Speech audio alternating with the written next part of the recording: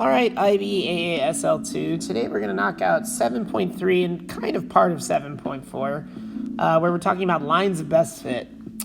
A line of best fit is like if someone gives you a data set and they ask you to come up with a linear model, like a y equals mx plus b for the data set. It's a line that goes through the center of a group of data and is as close as possible to all points. We're going to talk about two different methods today. One of them is sort of a by I AGS1 style, like given 2 points, I can find the equation of a line style. And then I'm going to show you guys how to do a far superior method of doing it on your calculator. So the by I method goes through the mean point. So the mean point, please notice you guys have seen X bar before, but you haven't seen Y bar. But I bet you can infer that it just means the average y value. So if you add all the y's together, divide by how many there are, that gives you the y bar. So the by I method needs to go through that mean point, and it puts about half the points above and half the points below if you can. Here's the problem we're going to do. This table shows the total calories in fast food of different menu items. Each one, we're given the total fat and then the total calories for those menu items. You can think of this like an X and a Y. Part A, find the mean number of grams of fat. Well, to find the mean number for grams of fat, you're going to take this list, add them all together, and divide by how many there are. So the mean grams of fat, so for part A, I'll do it off to the side here. Mean fat is, if you add those all together, it's 247, and then there's 11 of them. 1, 2, 3, 4, 5, 6, 7, 8, 9, 10, 11. Which is about 22.45.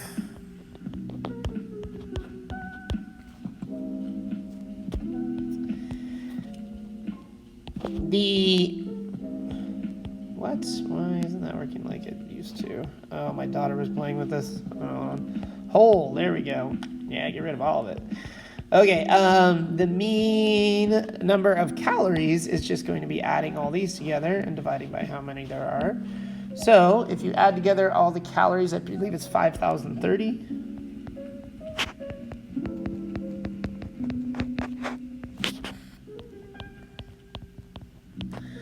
And once again, we have 11 menu items.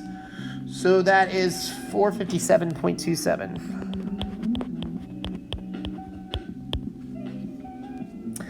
So what that means is that the mean point, sorry to say mean so much, is 22.45, 457.27. Part C, construct a scatter plot for this data.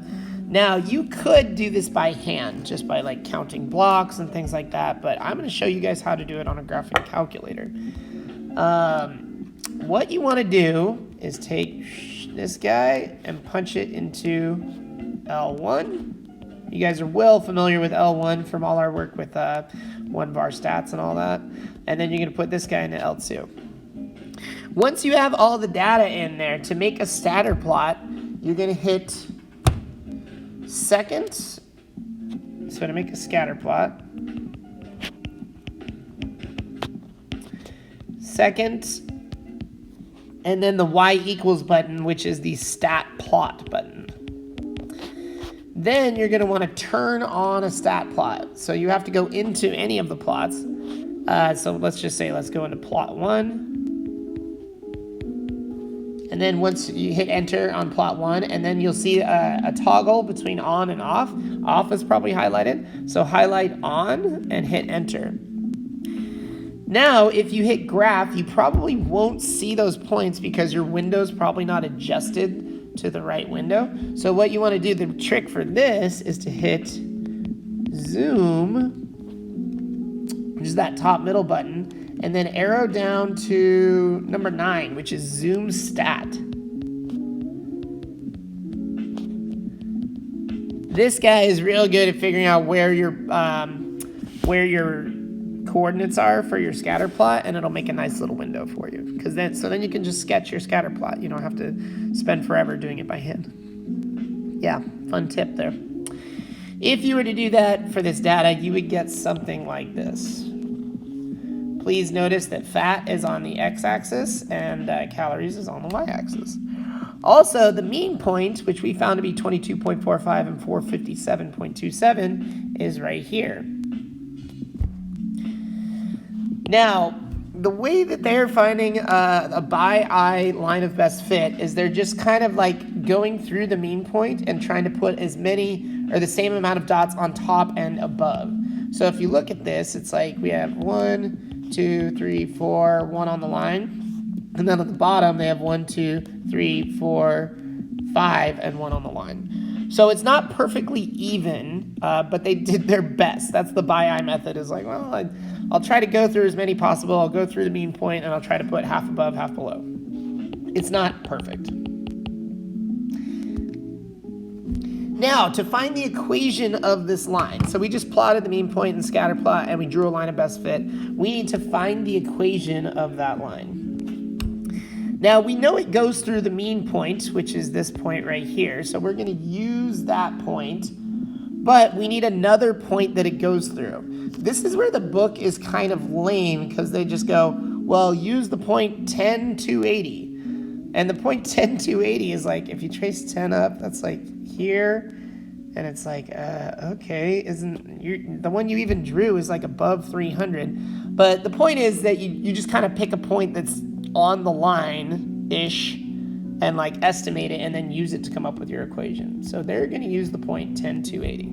It's kind of lame the way they just picked it randomly. You could pick any point, but yeah, that's what they did. So to find the slope of our y equals mx plus b, this is going to be y2 minus y1 over x2 minus x1. We are going to call this up here, maybe I'll use a different color. This is our x, or I guess they call it their x2, y2. And then their y2, x1, y1 are these right here, x1, y1. So for the slope, we get 457.27 subtracted by 280. So those are the difference in the y's between the 2 points. And then on bottom, 22.45 subtracted by 10. And this is about 14.2. So that means our equation so far is y equals 14.2x plus b. But we don't know the y-intercept. Like, yes, we could estimate it from this, but since we already have 2 points that are on the line, let's just plug in a point and solve for b. You could plug in either of the points that we were dealing with, but I'm going to choose 10, 280 because it doesn't have decimals. 280 equals 14.2 times 10 plus b. So 280 minus 14.2 times 10 is 138. So that means our line of best fit is y equals 14.2x plus 138.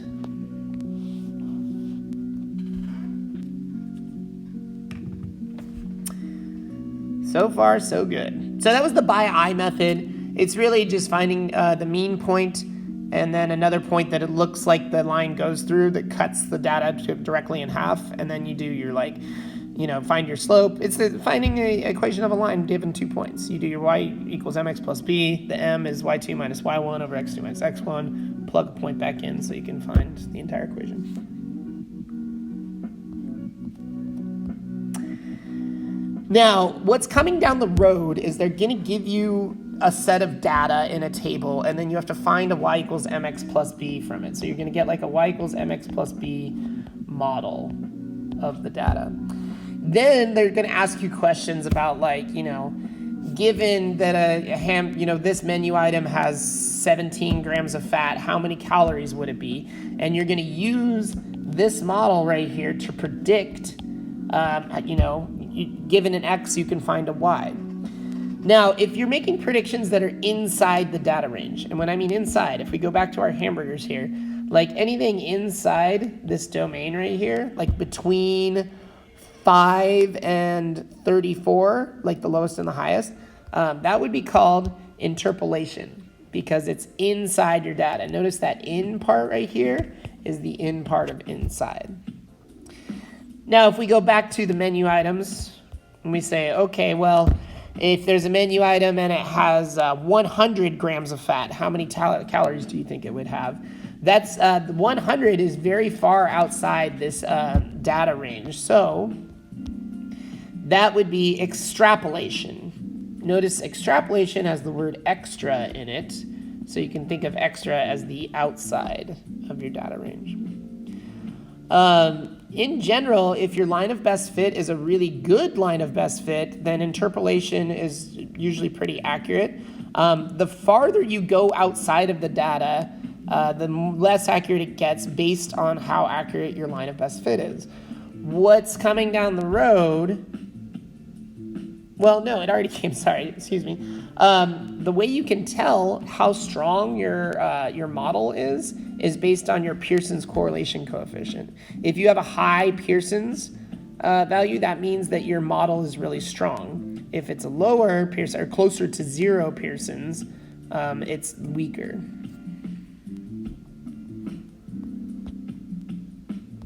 Okay, that was the BI method. I'm going to show you guys how to find it on a calculator.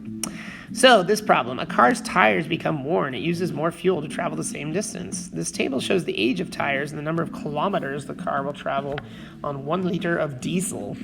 This is such a European problem. So we got tire age as our inputs up here, and then how far it'll go on 1 liter of petrol on the bottom. Write down the regression equation. Okay, let's write the calculator steps. First, what you're going to do is you're going to put this into L1,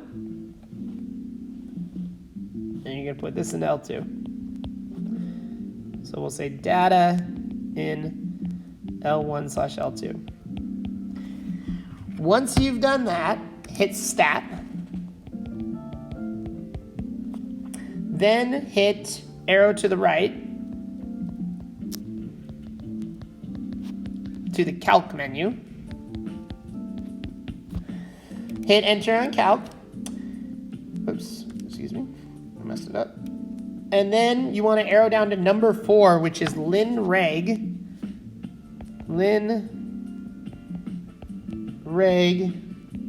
ax plus b.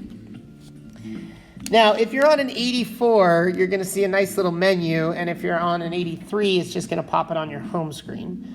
On your 84 menu, you want your X list to be set to L1. You want your Y list to be set to L2. And then the frequency list, you can actually leave blank. So if there's anything in there, like, get rid of it. And then you're going to hit enter on calculate. When you do that, you will see a y equals mx plus b, or it's a y equals ax plus b, where a is the slope and b is your y-intercept.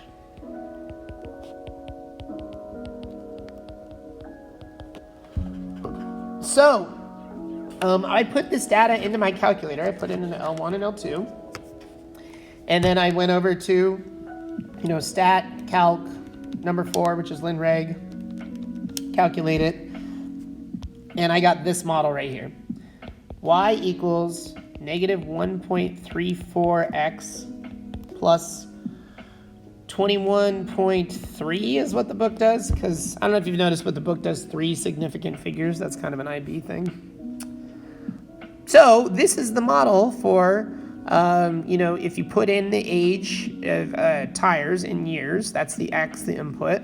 So I guess we could put that X is age of tires.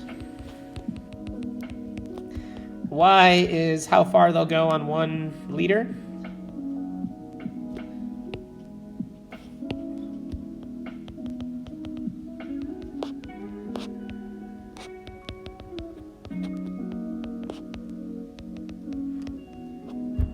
I guess, sorry, I shouldn't use petrol. Diesel is what they said.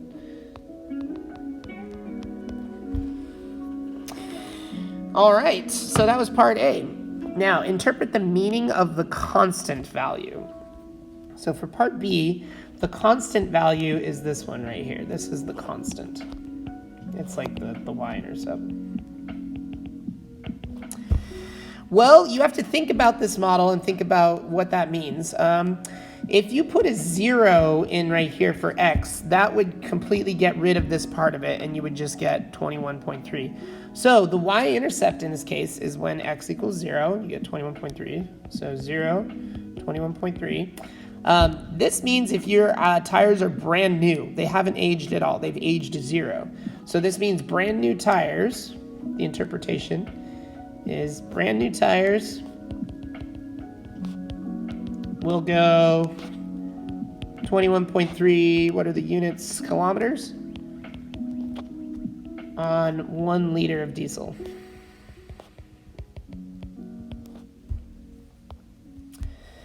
Part C, interpret the meaning of the gradient of the function. So gradient, we haven't used that word in a while, but I did remind you guys earlier that gradient is slope. The slope in this case is 1.34. Now we have to think about the units of that. Negative 1.34. Oops.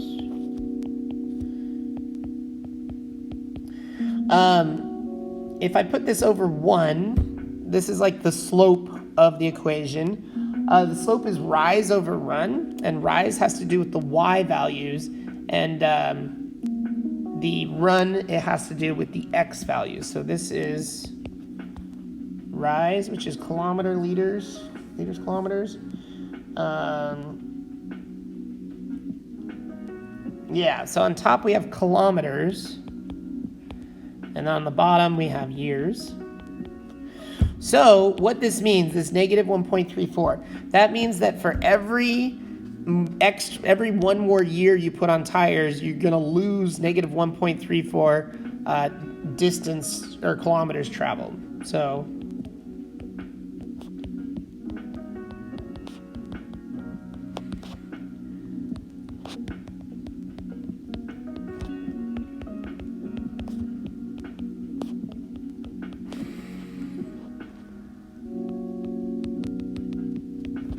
for every year your tires age, they're not going to go as far. They're going to go negative 1.34 kilometers less on the tires with 1 liter of diesel. Then part D, use the equation of the regression line to estimate the distance the car would have traveled on 1 liter of diesel when the tires were 3.5 years old. This 3.5 years old is an X value because age of the tires was the X's. So really, we're just going to take our model and plug in, what was it, 3.5. So for part D, it's going to be y equals negative 1.34 times 3.5 years on the tires, and then this is 21.3 on the end. When you crunch that out, you get about 16.6 kilometers. So that means if your tires are 3.5 years old, with 1 liter of diesel, your car is going to travel 16.6 kilometers. All right, you guys, please throw homework questions up on the board or come up and ask me questions during class. Good luck.